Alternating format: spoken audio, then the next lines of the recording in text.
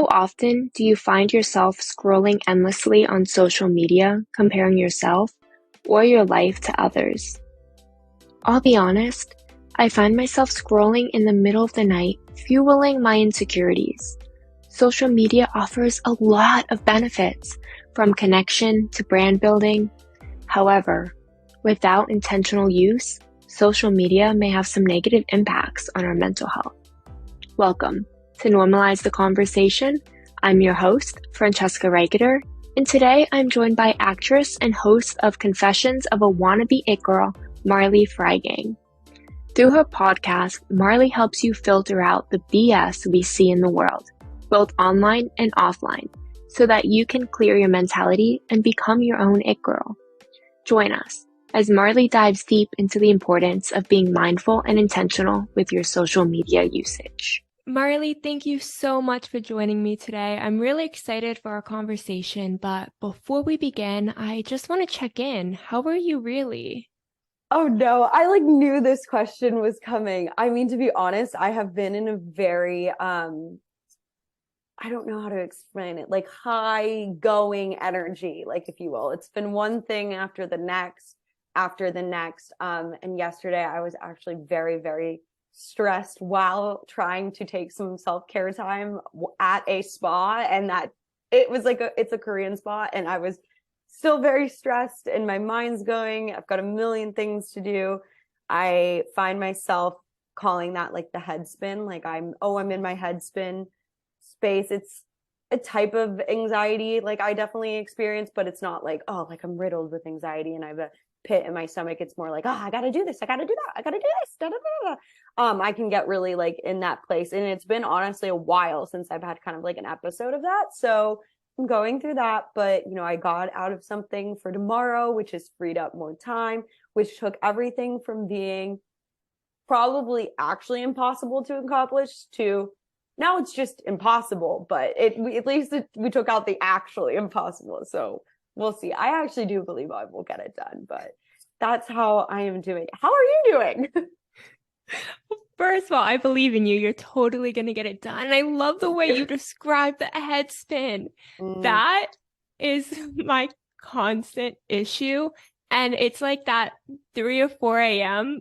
time I get that major episode, and I'm I need to do this, I need to do this, I need to do this, but I want to do this. And I'm writing a to-do list and trying to break it up into what can I actually accomplish and what do I need to accomplish and what do I want to do. And I've never had a way to describe it other than it's a 3 a.m. attack. But I love the head spin. I'm gonna start using that.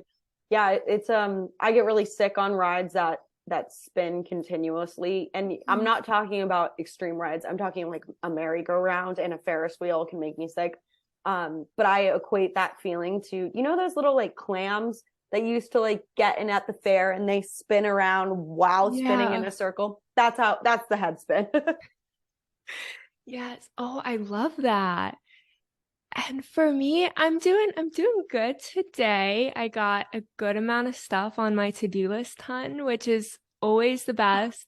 I have so I live with my grandmother, and then her best friend lives across from us, and they constantly have something going on. So the other night I had one of them, it was my grandmother with blood dripping down her leg, and then my grandmother's best friend, Corinne, I call her my bonus grandma. Her toe was all infected, and I'm trying to clean both of their legs and toes, and it's been a lot. I'm running my own little nursing home right now, apparently. But I'm feeling good because I got all of their to-do lists done first thing this morning. So now it's all about my schoolwork and work today, which is always fun when I can focus in and not stress as much. But I'm doing okay. Good. I love that. I love how you have it categorized too. You're I'll get through all of this and then I'll be really present with the thing I need to do for myself, which is a very healthy habit.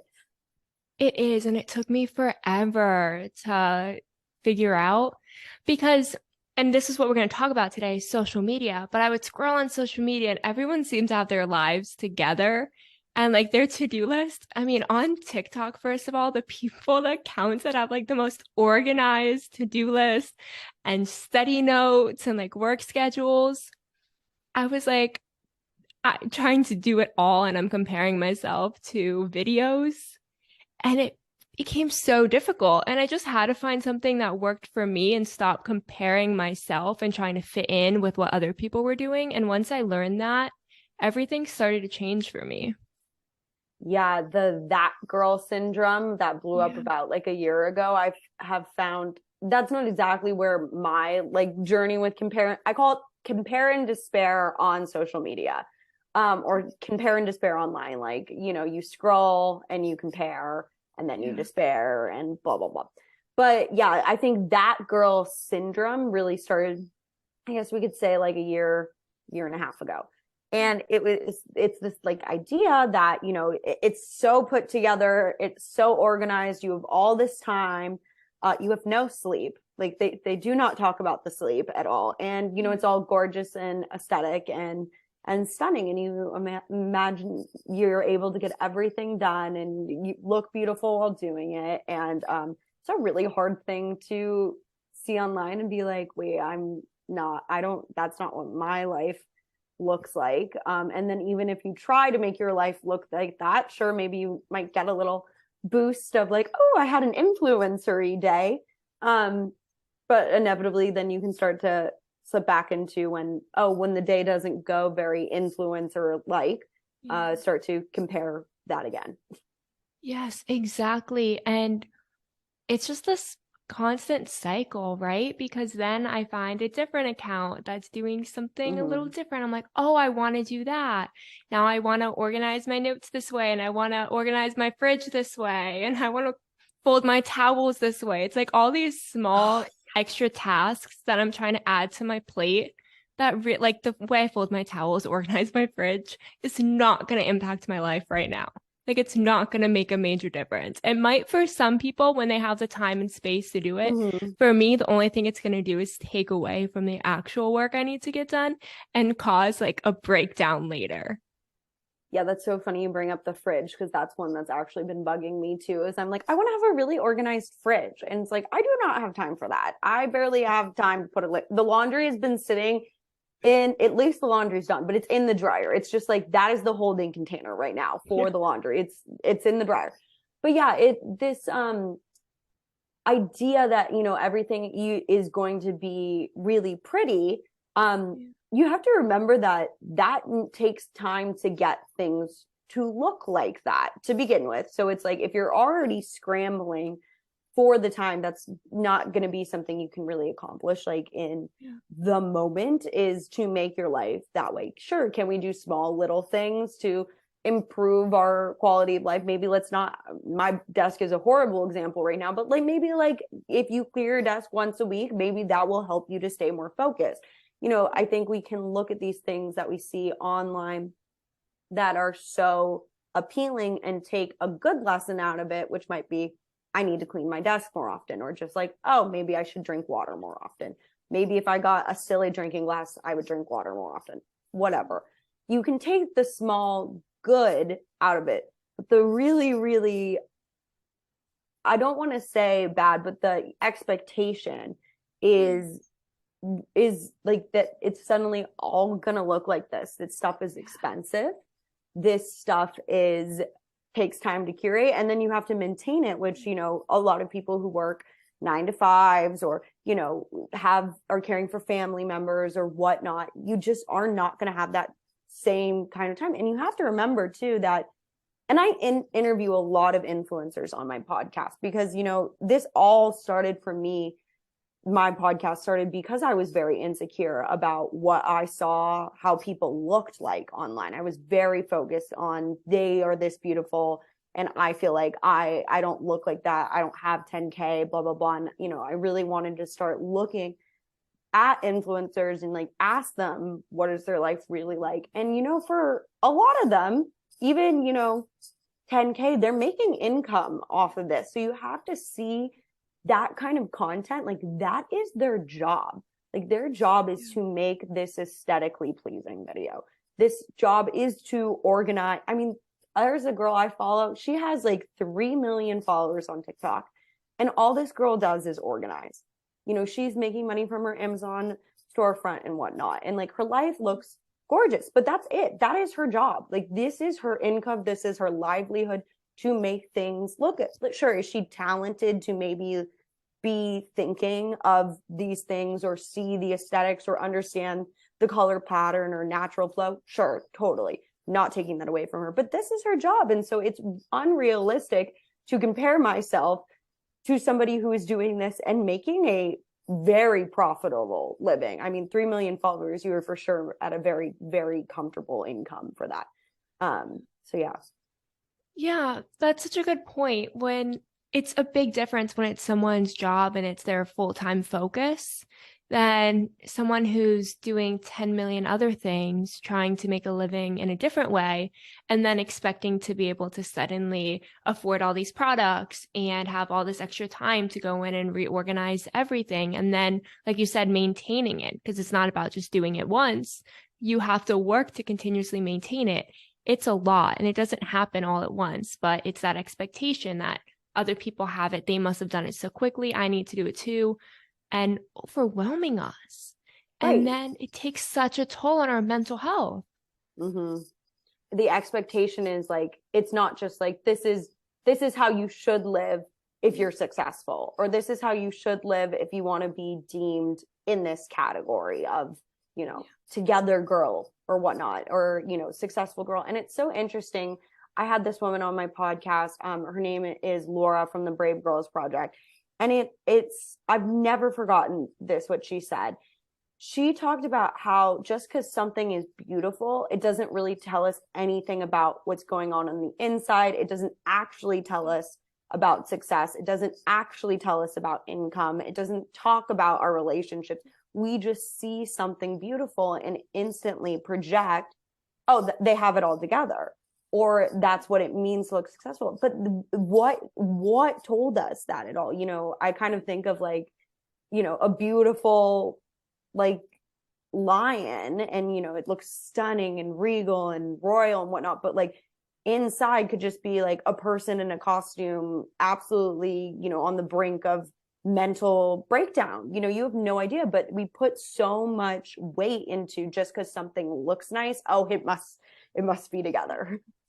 The messaging that we perceive based on the outside is so powerful. And it's something like no one told us. We've just, as a society, somehow decided, oh, if something looks beautiful from the outside, it's perfect. That's what we want to be. And then we kind of dehumanize people and expect them to be a certain way. Don't give them the space to be vulnerable and go through their own stuff. So not only is it us internalizing it and messing with our own mental health, but it's also affecting other people's mental health by the way we are responding on a screen. Mm-hmm. Yeah, it's such an interesting thing, you know, watching people, and you're just sitting on your phone and you're looking at their life, and you have to realize that like they're showing, even, I know we are having such a push for authentic, I put it in air quotes, but authentic content on Instagram and TikTok. At the end of the day, though, this is still a produced thing. Someone took the time to film this. Someone took the time to edit this. You still put on clothes to be there. It is still on some level, even if it's considered authentic content, a curated version of your daily life, your life. And that's the part that it's like, no matter what, it is still a media platform. There's no just like, it is not actually making you a true fly on the wall. It is literally still very produced and very curated. And like, you know, we see that, or we understand that a lot more with television and film and movies now, because it's been around longer. We understand like, oh, that's Hollywood magic. That's not real or whatnot. And like, you know, sometimes we do let that, you know, go into our brains a little bit, maybe more than we should let us affect us.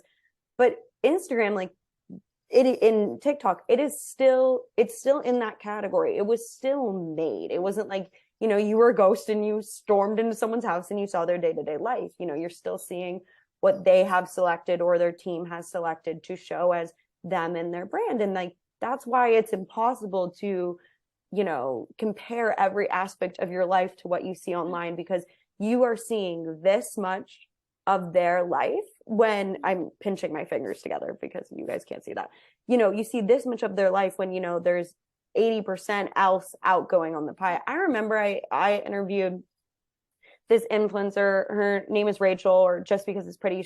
She's lovely. She's gorgeous. She's very girly. She's very influency. You know, all she does is really show outfits in shops. And, you know, she's a great person. She's lovely. You know, but that is what she was showing. And I asked her, you know, like, do people assume this is just like all you do and this is your life? And she's like, actually, it was really weird. I was actually horribly sick last week. So I was posting content that was like old, and people, you know, didn't know that. And then, you know, I ran out of content. So for like 2 days, I didn't post, you know, and it's like, people had no idea she was like laying in bed, sick as a dog. And she also does work a full job as well, you know, working from her laptop and posting content. Like, you didn't see that she was sick. All you saw was that she's still posting her normal content. And then she ran out and you're like, wait, what? Like, it's so interesting. And that too, you know, so many influencers and like creative types are batching content now. It's like, it's so delayed. And like you said, it's the brand that people have created for themselves, that it's what they want you to see. And when you begin to identify someone that way, it's hard for them to switch and show complete authenticity, because you're still looking for something. If I'm following an influencer who does makeup, I'm looking for makeup from them. I'm not looking for them to be vulnerable or to show me what it's like just on a day they're not wearing makeup. I'm literally only looking for their makeup tutorials. So when we've pigeonholed people into the brand that they've created, we've also put up that expectation.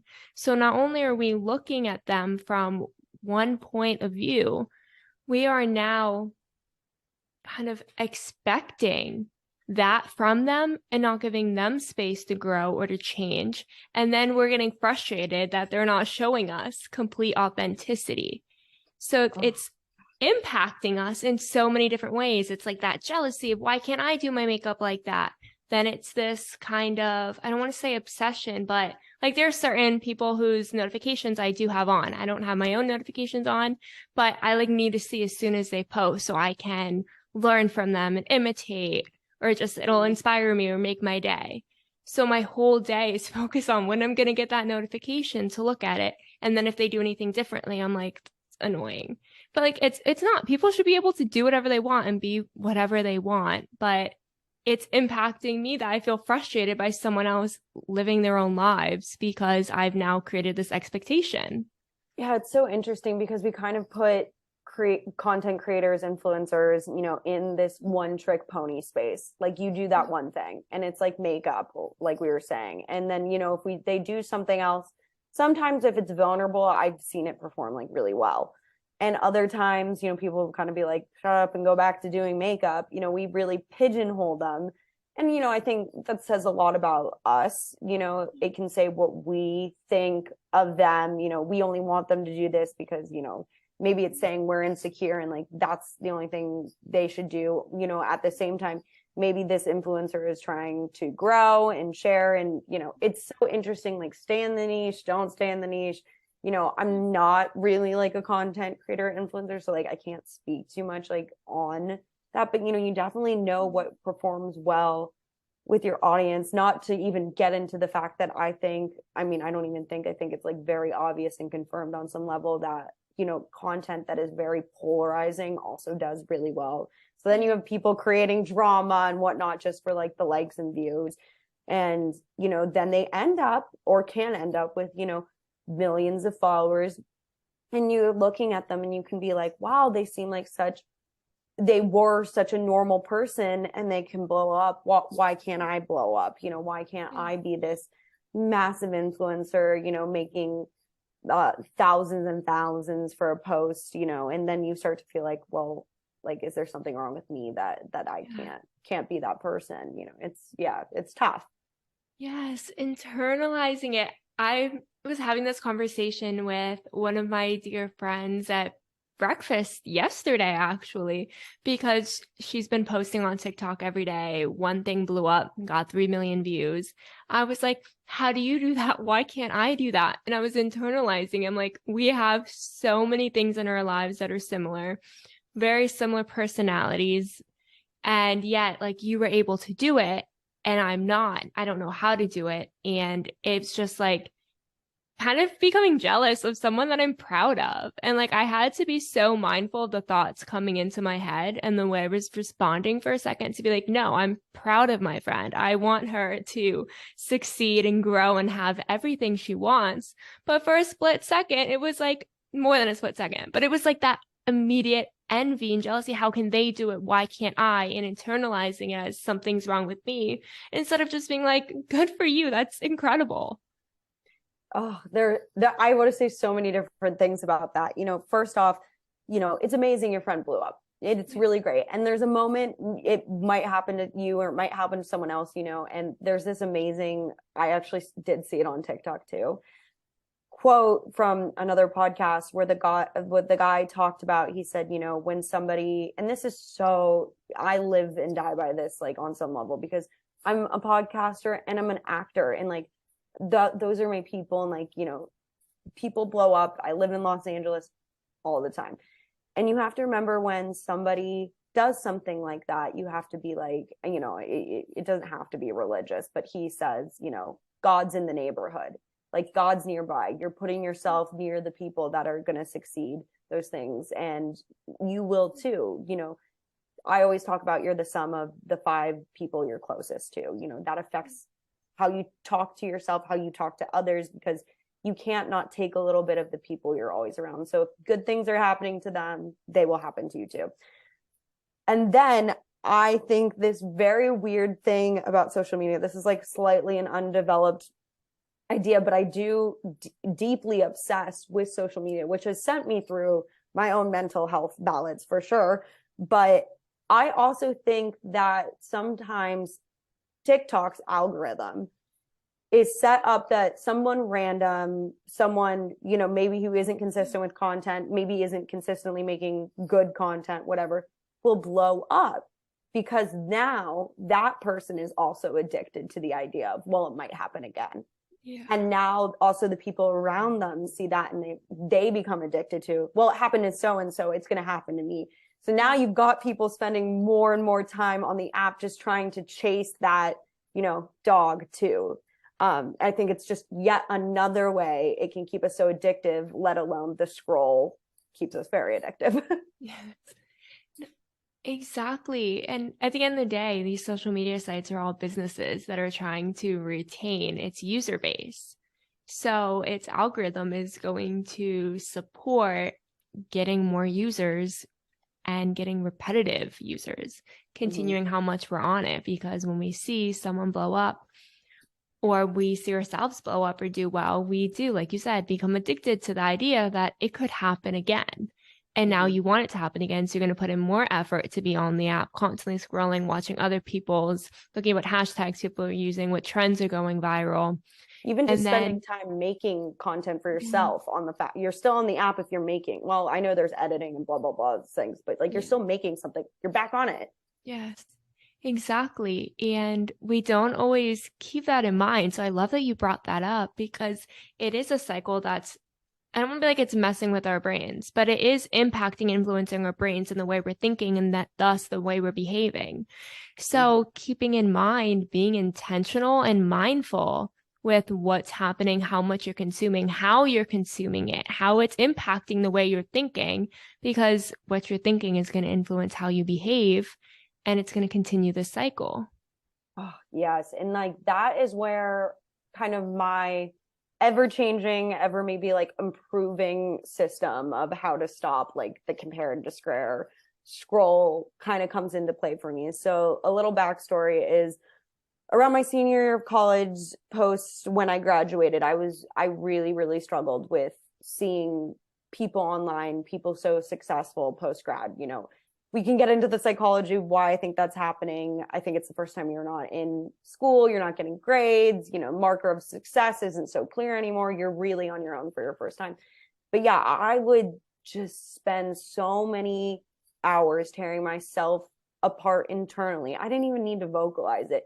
Just scrolling, looking at how many other people had followers and were getting X amount of likes, and, you know, could just make everything aesthetically pleasing. And I felt, you know, like I'm not that sparkly. I'm not that cool. Like, I don't get it. You know, if at least if I had this, I would get that. And if at least I had that, then I would get this. And like, those things are like not as connected. And luckily, I really don't think quite that way anymore, but it will cause a lot of stress and anxiety. So, you know, I had to learn the first thing to do is when looking at that content is like, is this triggering me? Like, first off, like, pay attention. Is it triggering you?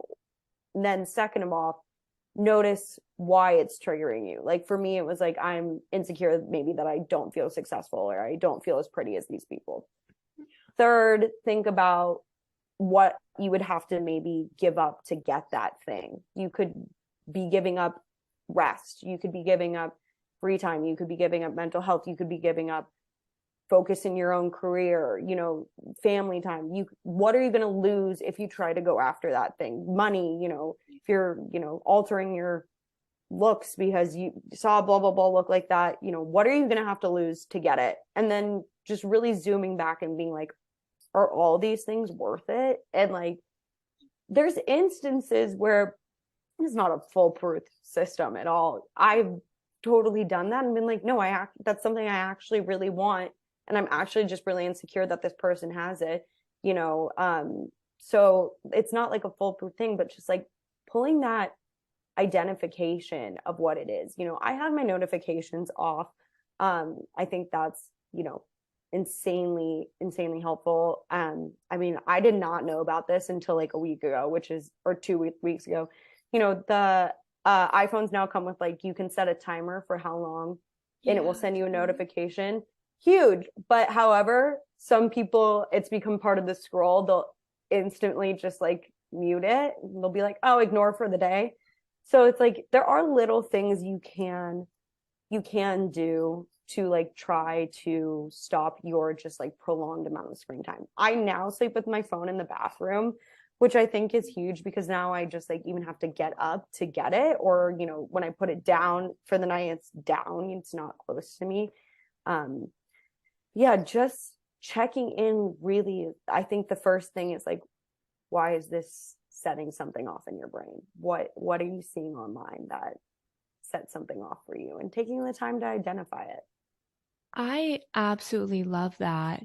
And first, I want to say about like putting the phone aside or setting the timer notifications. So important for me as well. I've turned my phone on do not disturb now from 10 p.m. to 9 a.m. So if you call or text me during then, I'm most likely not going to see it unless I'm genuinely awake and on my phone emailing or something. I still probably won't see it because the notification's not going to come onto my screen. I'd have to actively open my text message app or look and see if someone's calling me. And a week ago, my best friend was calling me at like 8:45, and I saw that she was calling me, and I sent her a text and said, my phone's on do not disturb till 9, so I'll call you then. And she was like, that's so annoying, but okay.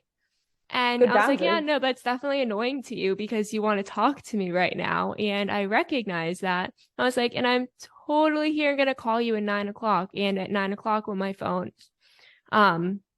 came off the do not disturb, she called me at 9 and was like, hey, what's up? She was like, that's so weird that you do that, but I kind of like it and love that you actually like listen to it, because it's so hard for her to create that boundary and actually enforce it for herself. But it's been so valuable to me to not be focused on my phone when I first get up. I'm focused on getting that cup of coffee in me so I can be a little bit more functional, and then trying to get stuff done, get my grandma up and get her breakfast made, walk my dog, figure out what I want to do for the day without all these extra people telling me things I need to do or seeing a million emails of all these things I missed, and just overwhelming my brain and giving my brain a chance to actually wake up. I was never doing that. Drove me crazy that I could never wake up. I would open my eyes and just be straight into my eyes are burning, and I'm trying to figure out everyone else's to-do list for the day and what I need to do for everyone else, and just never giving myself time to be me. And that was so difficult. And learning to create boundaries for myself, figure out different ways that worked for me, fail many times in enforcing them, and learning how to enforce them better, how to tell other people, like, look, I'm not going to be on my phone from 10 to 9. And now people know if they text me after 10, I usually see another text in the morning. When I look at it, they're like, oh, it's after 10. You're not going to answer me. And I'm like, I love that you know that now. I'm so impressed that you have those boundaries. Those are literally beautiful. I'm so glad that people know them, they respect them, speak on them. That is wonderful. Like I'm actually shocked by that because I've never been able to stick to something like that concrete. I have to say, like, I wake up and I go right into the bathroom and I grab my phone because I think the light helps me wake up, and my boyfriend likes the light down, personal problems. And I need light to like wake up. But, it is so important to have like what is phone time and what is not phone time. And, one of the things that's also really helped me is like when I'm scrolling and I can't get off, I'm like, wait, what am I not doing that's for me right now? Like, something someone else said to me once that I've never forgotten is that you're either a content creator or you're a content consumer. You really can't be both at one time. And it's a really interesting thing. And it's like, okay, am I just consuming, making other people money, seeing other people things, getting addicted to other people and whatnot? Or am I going to go be focused on me? And that's what I kind of remind myself when I like push myself to put my phone down to get back to my other work, because I'm so bad. I will need a mind break and I start scrolling and then I get sucked into it. But the boundaries with the phone thing is so important. It's so interesting because like when my parents were growing up, they obviously didn't have cell phones. We've become so addicted to the idea that you have to respond. You have to instantly respond. You're instantly available for that talk, that quick question, that text message, and on top of it, then I think the receiver can also feel a lot of anxiety to respond. That's something I really have struggled with. I mean, I have a generalized anxiety disorder, but I have always been someone like, oh, fuck, like, is responding to me. I need to text them back. I don't want them to be mad at me. I, have my people pleasing tendencies can really come out in text messages. And the thing you have to realize is text messages are going to become the new email on some level. Like you can respond when you have the time, space, energy, mentally, physically, emotionally, can respond well. My text messages on an average day will pile up to 100. And I just let them sit there until I have time to kind of batch reply to them, just like I would handle emails. And, flip side is sometimes I will text something to somebody, maybe it's vulnerable, maybe I'm asking them to hang out, and then I'm like, oh my God, why didn't they respond to me? Why didn't they respond to me? They hate me, blah, blah, blah. Like, no, they're doing the same thing. They're very busy with their own life. So like the instant communication, we also just have to remember like people's cycles are going on their own without them, and they'll get to me when they get them. It has nothing to do with me, has nothing to do how I feel with them. We will get to them. Yes, such a valid point. This morning, I actually created a group chat with all of my like aunts, uncles, cousins to organize my mom's birthday. And I'm very well aware that it's working hours when I sent the text. It's after 9 a.m. It's working hours. The chances that they actually saw the text, read it, and had time to respond is very, very slim. So well aware. However, when no one responded right away, I started internalizing it. I was like, oh my goodness, no one's going to come because I'm the one organizing it. Someone else should have organized it. It's my fault. Like, no one likes me. And like, that's so not true. I'm with everybody all the time. Everyone, like, it has nothing to do with me. They are genuinely at work. They are not on their phones, and that's okay. But I went straight to internalizing it and had to catch myself in that and be like, no, it's not me. It's people have lives. They can't always respond right away, and that's okay. And same for me. I don't have to respond all the time. I had this major issue for a while where if someone emailed me at 1 a.m., I'd answer. If someone texted, emailed, called, anything, I had to answer right away.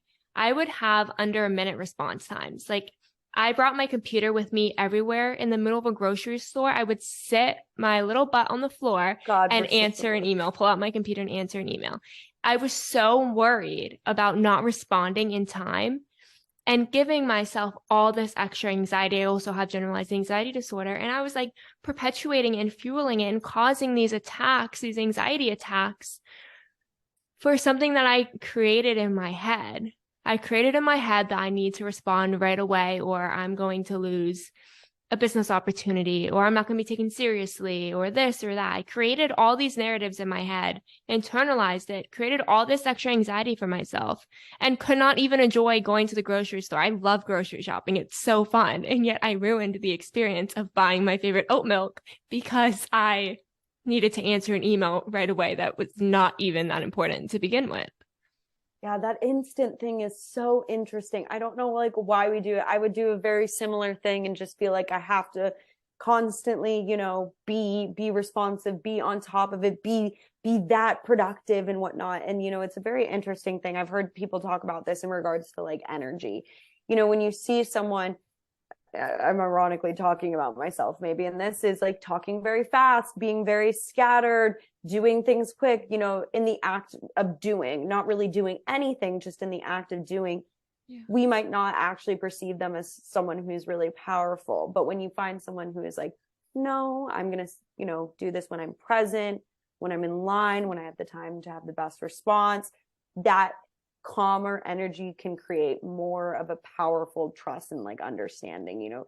You are less likely to really trust the frantic person at the end of the day, which is why like yes, you need to be communicative. I would not say wait 2 weeks to respond to an important email. That is not what I'm saying at all. Like, as young professionals, you should be responsive as any professional, but like until something is done well, you don't have to respond. And, that's a big reason why I don't open messages for texts on my phone till the end of the day, because I'll look at them, I'll forget about them, or I'll respond really quickly and I won't retain the information. So, just let things pile up till you have the time to deal with them. And like, that's the same of like letting your energy not get drained in the scroll. It's like, save that energy for when like, oh, my day's done, or, I don't highly recommend scrolling on lunch break, but if you need a mental break,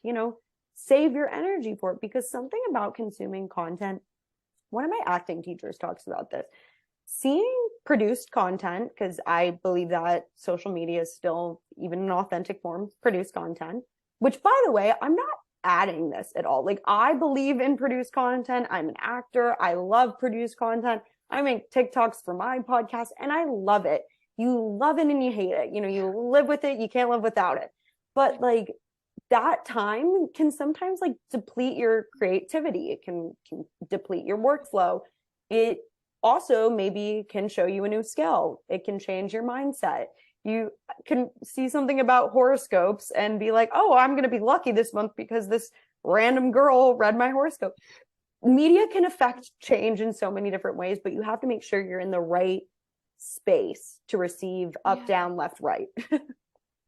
Yes, 100%. It's being mindful with the way you're consuming content is so important. For me, I'll give another example. I struggled with anorexia for years on and off, starting at the age of 9. Like, it was really, really difficult for me to get to a place where I loved my body. And that was solely because I was a competitive cheerleader and someone made a comment that I looked fat in my uniform when I was 5, and I internalized as a cheerleader can't be fat, and like this whole big thing about body image. And learning to love myself included loving how I looked, no matter if I was thinner or bigger, thicker, if I was growing muscle, losing muscle, like no matter what my body looked like, learning to just love and appreciate and accept all that it did. And that's something I'm still learning and working on, because I was taught at a very young age not to, essentially. So when I'm scrolling on social media and I'm following a lot of people who are the Victoria's Secret model bodies, if I'm not being mindful, I will spiral. I will notice myself skipping a meal or like eating very little and cutting my eggs in half. I order 2 eggs, cut it in half. Like I can only eat half of this. And then cutting it really small so I pretend like I'm eating more, and just doing all these behaviors because of something I saw, and I wasn't being mindful and intentional in the moment of consuming. So if I'm mindlessly scrolling, I am subconsciously taking in these old ideas that I had in my head. All these old narratives are coming back to the surface, and I'm not realizing, I'm not paying attention to it. It's just happening. So for me, I have to be so mindful and intentional with what I'm looking for on social media. If I am scrolling to waste time, paying attention to that and how much time I'm wasting and what content's coming up. If I'm going to check and see if my friends posted, going to that follow feed where you can actually see who you starred and paying attention to that, or looking at like my friends who have me on close friends. What am I looking for when I open the app? And then how is it impacting me, and paying attention? Because it's so easy to sit there and mindlessly scroll, but it's affecting my subconscious. And maybe that's not the same for everyone. I can't say how it impacts everyone, but that is the biggest thing I realized that took me so long to realize, until one of my friends was like, dude, why are you cutting your eggs in half? Like, you can eat 2 eggs, like you're fine. And they're like, you're losing weight. You don't look as healthy as you did. What's going on? Let's talk about it. But if they didn't call me out on it, it would have just been this unintentional behaviors that were coming from something that I had subconsciously internalized. Right. We never let go of the things that were one time affected us. Sure, we may be in different places with, things we've struggled with, things shift and change, but the scar is still there. So seeing something like that is obviously going to trigger you back into it. And like, yeah, I was a dance major in college. I'm an actor in LA. Body issues are a huge trigger, and something that are like very highlighted via social media, even when people are like, this is my natural body and it's not edited. I'm like, this is not having the desired effect on me that you're thinking, but thank you for trying. And that is why I am so, and this is talked about, I am so ruthless with the unfollow and mute button. I am ruthless. Like my TikTok, I should probably honestly do another purging session, but like, when I was in college, there were these girls that, gorgeous girls, got to do really cool stuff, kind of like living the LA high life. And it made me feel horrible about myself. And like, I was like, well, I'm not doing those things and, whatnot. And, I should be, because blah, blah, blah. And I just muted them. And then it took me a while to realize that, like, it was like a year later that I was like, wait, I don't even think about them anymore and the experiences they're having and I'm not having, because they're just muted. And I could have unfollowed them. I don't really know them that well, but like that power of just eliminating it, or like seeing it less, if there's somebody you want to still see some of their content, still mute them, or mute only story or whatever. And you can still go see it, but like, you don't have to take it in every single time, because yeah, innately things will, like you were saying, affect you. Like it can't not. It's also just why media is so important, and we have to be so careful about what kind of stories we're telling and what kind of people we're showing, and forever Hollywood was very whitewashed, and we're working on it. I still don't personally think we're there, but we're working on it. And that's why those things matter. Like, it matters what you see, because it will innately affect how you see the world. And that's not any different from social media. Yes, exactly. Exactly. And I always relate this back to when people just put on the news in the background all the time, and they don't realize how negative the news is. And it's so important to be well aware of what's happening in the world. I'm not saying that it's good to be ignorant and to not pay attention and pretend like the problems that are happening don't exist. But there's a difference between mindfully watching the news and taking in a reasonable amount and having it in the background, and all these stories of all these people being hurt or murdered, just all these bad things that are happening constantly filtered through your head over and over again without you even paying attention to it and realizing it. right? We don't realize how all this background noise, how everything we're watching and we're seeing is impacting us. I mean, put on the news for 10 minutes and pay attention to how you feel after. I guarantee you don't feel as good as you did when you started. It's just not possible because you're hearing all these bad stories. And it's the same with everything. You're taking it in whether or not you realize it. So that might not be what you're seeing when you open up Instagram or TikTok, but you're seeing things that you are subconsciously internalizing. And that's normal. We all do it. But we have to be mindful of how it's impacting us because your mental health is way more important than someone else's likes and follow amount. It really genuinely is. And we need to get to a place where people believe that. It's so interesting. Like we wouldn't, I mean, not always, because I actually probably struggled with this at one point, but like, you know, you shouldn't pick up other people's baggage, you know, like, oh, this person's scared to commit to love and they're my really good friend. So now I'm scared to commit to love and I'm a really good friend. We try not to do that. But then with social media, you'll see somebody or media in general, and you'll see the same thing and you do pick it up. You are like on some level a sponge, and what's in your sphere will affect you. And that's also back to what I said about like the 5 people you're closest to. You know, it's the same with your surroundings and your things. You know, if you're constantly around negging news media that's scary and, you know, traumatic, you're going to start to throw yourself in that space in your heart. And like, then that could be even how you start to see social media, how you see TV. It goes on and on and on. It just affects you. And so you have to just be aware of your boundaries of what you're willing to let it take in.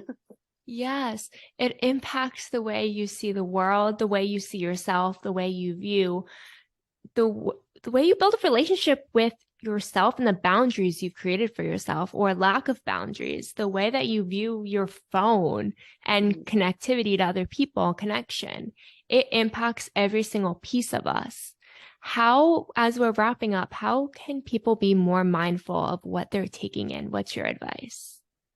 I think the biggest way to be more mindful about what you're taking in is being honest with what you are struggling or insecure with, because maybe there's something that I am, you know, not currently struggling with, and I can see it online and be like, I don't really care. But the thing that, like, you know, maybe I'm concerned about my income, and, you know, I see a girl wearing everything designer, looking very luxury, and, you know, here I am feeling like I live off my family supporting me and I'm never going to get there and blah blah blah. That will make me feel something, you know, about being affected externally in, because inward, outward, I feel something insecure. So knowing what you're going through and just kind of checking your pulse and temperature will, I think, help you to understand what you can take in about social media and what you should just maybe, you know, scroll right past in that moment. Yes, checking in with yourself. Marley, thank you so much for joining me today. It has been amazing talking with you. Thank you so much for having me. You're such a pleasure. Thank you guys so much. Thank you so much for listening to Normalize the Conversation. Don't forget to subscribe, rate, and review. This podcast is an initiative of Inspiring My Generation, focusing on normalizing the conversation, bringing education and awareness to the forefront, and amplifying global voices to spark change and hope. Inspiring My Generation is a 501c3 nonprofit organization on a mission towards suicide prevention through awareness, conversation, education, and support. Connect with us on Instagram at Inspiring My Generation and visit our website inspiringmygeneration.org to learn more about our work and how you can make a difference.